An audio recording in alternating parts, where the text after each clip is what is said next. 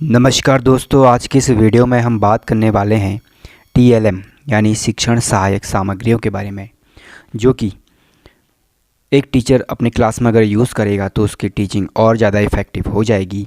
तो देखते हैं अलग अलग कौन से तरह के शिक्षण सहायक सामग्री होती हैं एक कक्षा कक्ष में जिसका यूज़ टीचर कर सकते हैं। काफ़ी इंपॉर्टेंट क्वेश्चन इससे आते रहते हैं और आज हम पढ़ रहे हैं उत्तराखंड लेक्चरर स्क्रीनिंग के लिए। तो आइए शुरू करते हैं आज के इस वीडियो को।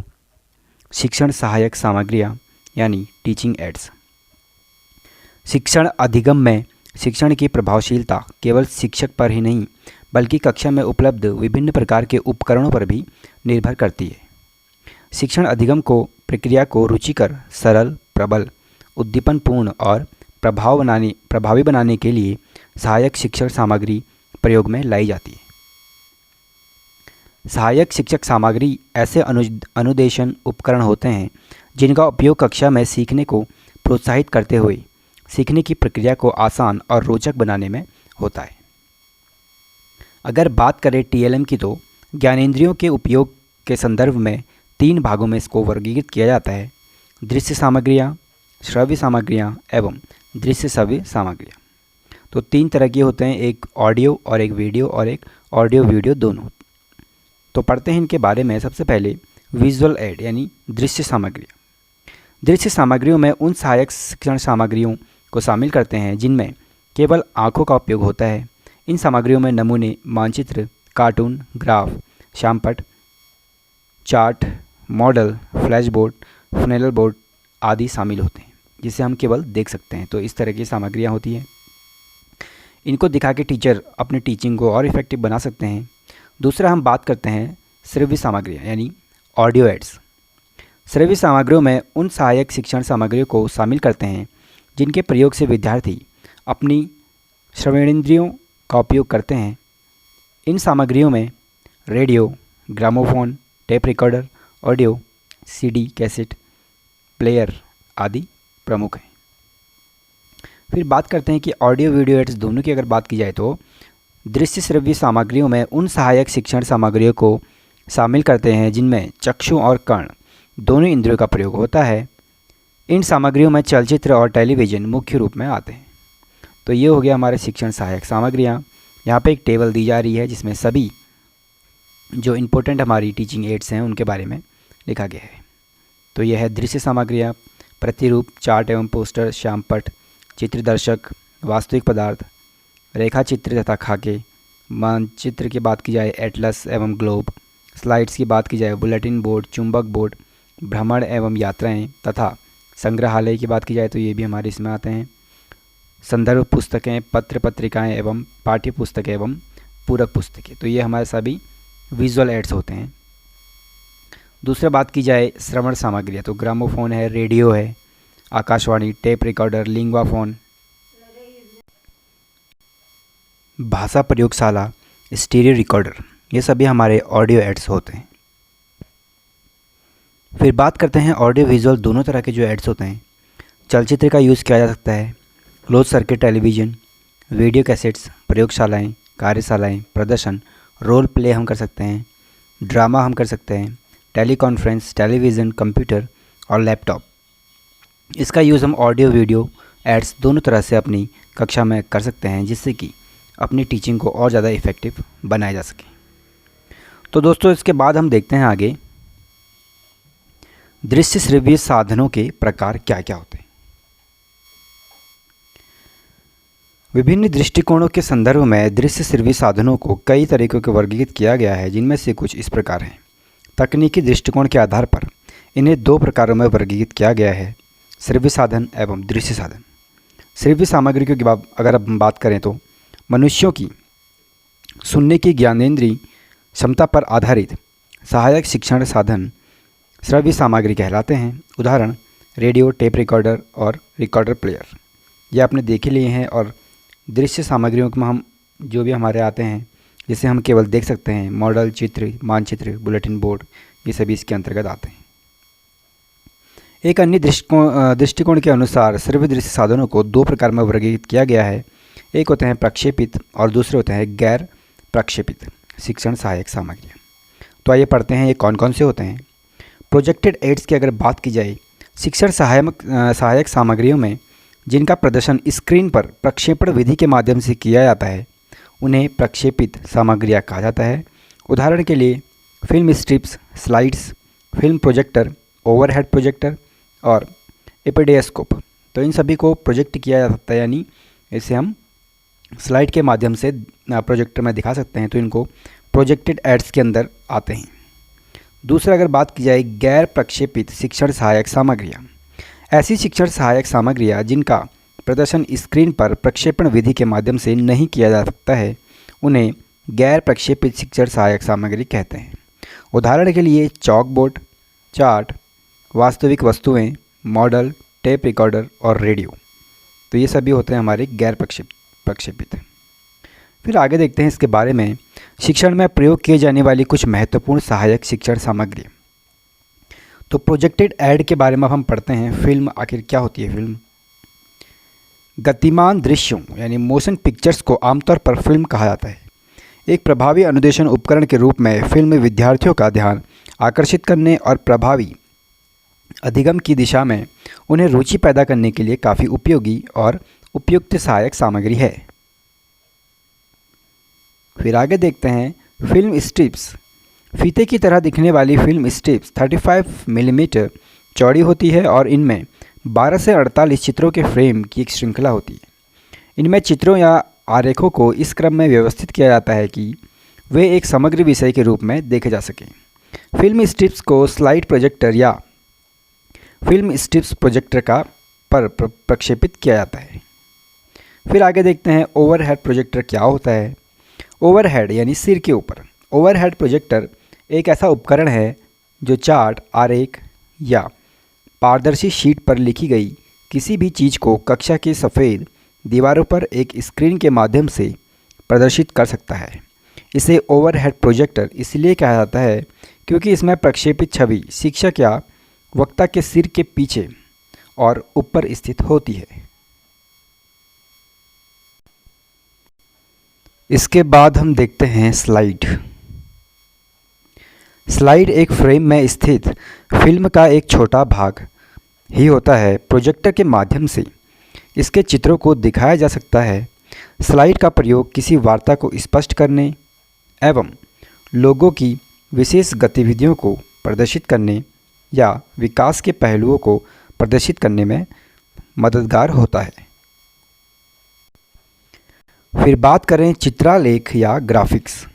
ग्राफिक्स द्विआयामी सहायक शिक्षण सामग्री को कहते हैं। ये लेखन, ड्राइंग, पेंटिंग आदि से संबंधित होते हैं। इसमें ग्राफ, मानचित्र आदि को ग्राफिक रूप में प्रदर्शित किया जाता है। मुख्य ग्राफिक सहायक शिक्षण सामग्रियों में शामिल है आरेख या डायग्राफ। डायग्राम एक प्रकार का रेखाचित्र है जो व्यवस्थाओं और संबंधों को भागों के रूप में दिखाता है तथा यह रेखाओं, वक्रों और ज्यामितीय रूपों से बना एक दृश्य प्रतीक है। इसका उपयोग विज्ञान, ज्यामिति, भूगोल आदि पढ़ाने के लिए किया जाता है। फिर दूसरा देखते हैं ग्राफ। ग्राफ एक आरेखीय निरूपण है जो संख्यात्मक या मात्रात्मक डेटा का प्रतिनिधित्व करता है। उन्हें ऐसे चित्र के रूप में माना जाता है जो आत्मव्याख्यात्मक होते हैं और एक नज़र में अपनी कहानी बताते हैं। इनका प्रयोग विश्लेषण, व्याख्या और तुलना के लिए किया जाता है। ज़्यादातर हम मैथ्स में ग्राफ्स का यूज़ करते हैं जिससे कि हम तुलना कर सकते चीज़ों की। उसके बाद रेखीय में बात करते हैं हम मानचित्र की। मानचित्र एक समतल सतह पर खींचे गए ऐसे आरेख होते हैं जिनके माध्यम से महाद्वीपों, देशों आदि की सीमाओं के विवरण के साथ साथ किसी स्थान के भौगोलिक विवरण जैसे पहाड़ों, नदियों, किसी स्थान की ऊंचाई को सटीकता के साथ प्रदर्शित किया जा सकता है। मानचित्रों के कई प्रकार होते हैं जैसे भू आकृतिक मानचित्र, स्थलाकृतिक मानचित्र, एटलस मानचित्र, भौगोलिक मानचित्र, खनिज मानचित्र एवं कृषि मानचित्र। फिर उसके बाद बात करें हम पोस्टर्स की। पोस्टर किसी एक विचार का साहसिक और प्रतीकात्मक प्रतिनिधित्व है। इसका उपयोग लगभग जीवन के सभी क्षेत्रों में किसी आम आदमी को बलात् वांछित जानकारी पहुंचाने के लिए किया जाता है। फिर बात करें कार्टून की, जो कि एक टीएलएम के रूप में हम यूज़ कर सकते हैं। कार्टून चित्र या रेखा चित्र के रूप में एक लाक्षणिक प्रस्तुति है। यह केवल एक ही विचार व्यक्त करता है एवं अपील में सार्वभौमिक होता है। फिर बात करें फ्लैश कार्ड्स की। ये कार्डबोर्ड या हैंड पेपर के टुकड़े होते हैं जिन पर कोई शब्द या प्रतीक या कोई चित्र खींचा जाता है। इनका उपयोग शब्द पहचान, टीम प्रतियोगिताओं, बोलने एवं लेखन को सीखने आदि के लिए किया जाता है। फिर बात करें हम नेक्स्ट चार्ट की। चार्ट किसी विषय वस्तु का सचित्र ग्राफिक एवं संख्यात्मक या ऊर्ध्वाधर रूप में संयोजित होता है जो उस विषय वस्तु का स्पष्ट दृश्य सारांश प्रस्तुत करता है। सबसे अधिक प्रचलित चार्ट्स में आउटलाइन चार्ट, टेबल चार्ट और संगठन चार्ट शामिल है। फिर इसके बाद अगर हम बात करें 3D यानी त्रिआयामी शिक्षण सहायक सामग्री।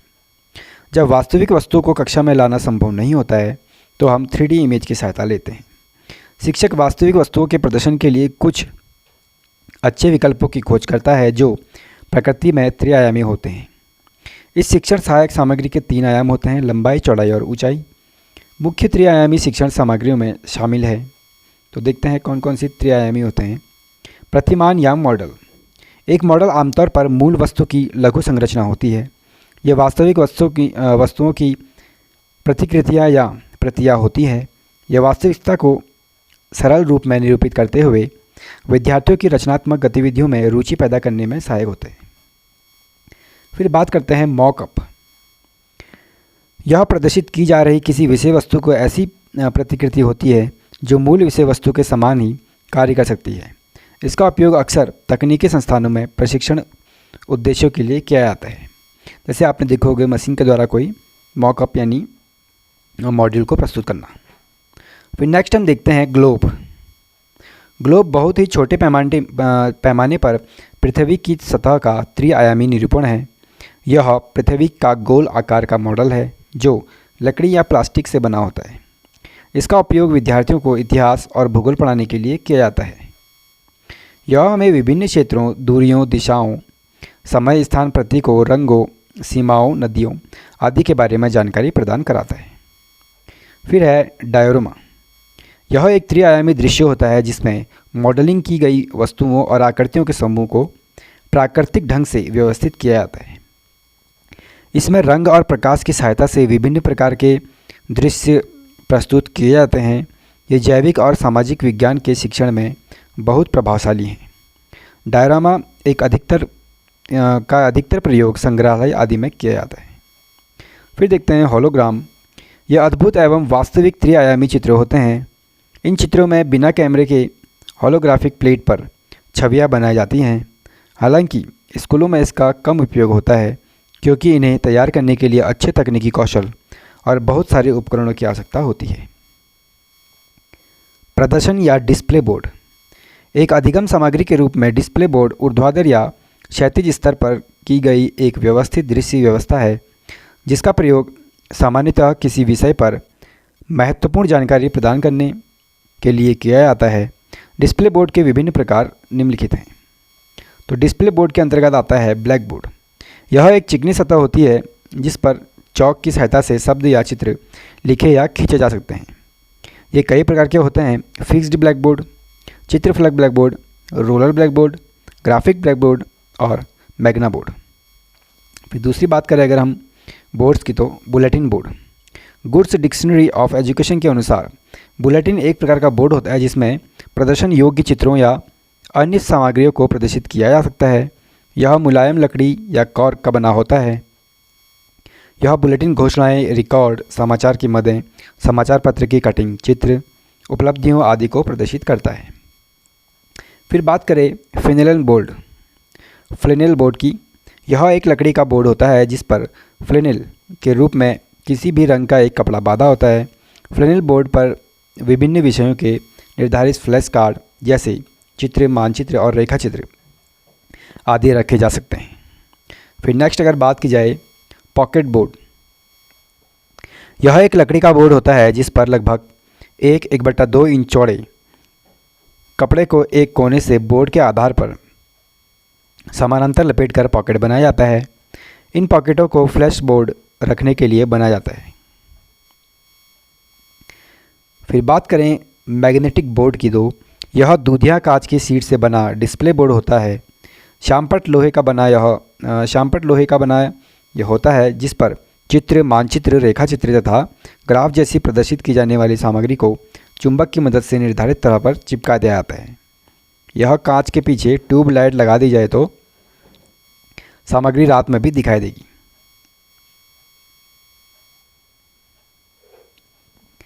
फिर हम बात करते हैं श्रव्य सामग्री यानी ऑडियो एड्स की, जो कि होता है रेडियो। जैसा कि आपको पता ही है, रेडियो पर अलग अलग कक्षाओं के विभिन्न विषयों में संबंधित शिक्षण कार्यक्रम सुनाए जाते हैं जो सुनने, सीखने एवं समझ को विकसित करने के लिए स्टूडेंट के काम आते हैं। फिर बात करते हैं टेप रिकॉर्डर की। टेप रिकॉर्डर शिक्षा जगत में एक लोकप्रिय उपकरण है। इससे विद्यार्थी महान नेताओं के भाषण, प्रसिद्ध लेखकों की कविताएं, उनकी कहानियों एवं प्रसिद्ध कलाकारों के संगीत का आनंद ले सकते हैं और उनसे सीख सकते हैं। फिर बात करें टेली कॉन्फ्रेंसिंग की, तो इसकी मदद से विद्यार्थियों को सूचित किया जा सकता है। टेली कॉन्फ्रेंसिंग एक ऐसा माध्यम है जिसके माध्यम से कई स्कूलों को एक साथ जोड़ा जा सकता है। विभिन्न शिक्षक और विभिन्न बच्चे टेली कॉन्फ्रेंसिंग के माध्यम से बात करके महत्वपूर्ण जानकारी प्राप्त कर सकते हैं। फिर बात करते हैं ऑडियो विजुअल एड्स की, तो यह आ गया टेलीविज़न, जिसे हम देख भी सकते हैं और सुन भी सकते हैं। आधुनिक युग में इसका बहुत बड़ा योगदान है। बच्चों के ज्ञान को बढ़ाने के लिए मनोरंजन कार्यक्रमों के अलावा कई प्रकार के शैक्षणिक कार्यक्रमों का प्रसारण भी इसमें होता है। जैसे इग्नू, यूजीसी जैसे विश्वविद्यालयों द्वारा उपग्रहों की मदद से विभिन्न प्रकार के शैक्षिक कार्यक्रमों के प्रसारण के लिए इसका यूज़ किया जाता है। फिर बात करें कंप्यूटर की, तो कंप्यूटर आधुनिक शिक्षा प्रणाली में सबसे अधिक उपयोग किए जाने वाले उपकरणों में से एक है। इस इलेक्ट्रॉनिक डिवाइस की मदद से शिक्षा जगत को सीखने का सुनहरा मौका मिल गया है। कंप्यूटर उच्च एवं तकनीकी शिक्षण में काफ़ी उपयोगी है। फिर बात करें अन्य प्रमुख सहायक कौशलों की, तो सहायक शिक्षण सामग्री की, तो प्रदर्शनी। सामान्यतः शिक्षक शिक्षण प्रक्रिया में किसी विशेष दिवस, विशेष अवसर या किसी विशेष विषय पर विद्यार्थियों का ज्ञान संवर्धन करने के लिए प्रदर्शनी का आयोजन किया जाता है। फिर हम बात करते हैं म्यूजियम यानी संग्रहालय की। विज्ञान, कला एवं संस्कृति आदि के विषयों के ज्ञान संवर्धन में संग्रहालय काफ़ी महत्वपूर्ण है। विद्यार्थियों को विज्ञान के क्षेत्र में नवीनतम उपकरण, जीव जंतुओं की शारीरिक संरचना एवं उनकी पहचान से संबंधित ज्ञान को संग्रहालय के माध्यम से आसानी से दिया जा सकता है। बच्चों में शिक्षण अधिगम को सरल एवं आकर्षक बनाने के लिए पौधों, जीवों एवं उपकरणों से संबंधित संग्रहालय का निर्माण विद्यालय परिसर में ही किया जाना चाहिए। फिर हम बात करते हैं विज्ञान वाटिका, साइंस गार्डन। वनस्पति विज्ञान में पौधों की वृद्धि से जुड़े घटकों जैसे बीजारोपण, अनुकरण एवं पुष्पन आदि क्रियाओं की प्रत्यक्ष जानकारी प्रदान करने के लिए विज्ञान वाटिका का सहारा लिया जा सकता है। फिर बात करते हैं चौथा, जो है अखबार एवं पत्र पत्रिकाएं। विभिन्न विषयों के संदर्भ में ज्ञान को बढ़ाने, सामान्य ज्ञान से विशेष ज्ञान तक में अखबार एवं पत्र पत्रिकाओं का काफ़ी महत्वपूर्ण योगदान होता है। समाचार पत्रों में प्रकाशित विभिन्न विषय वस्तुओं को विचार विमर्श के माध्यम से विद्यार्थियों के समक्ष रखते हुए उन्हें शिक्षण प्रक्रिया में ज़्यादा सक्रिय बनाया जा सकता है। तो दोस्तों, इस वीडियो में हमने पढ़ लिए हैं सभी TLM के जो भी हमारे टॉपिक्स हैं, जितने भी TLM के प्रकार होते हैं, जो भी टीचर्स द्वारा क्लासरूम में यूज़ किए जाते हैं, उनके बारे में हमने इसमें पढ़ लिया है। अगर वीडियो अच्छा लगे तो लाइक एवं सब्सक्राइब ज़रूर करें। धन्यवाद।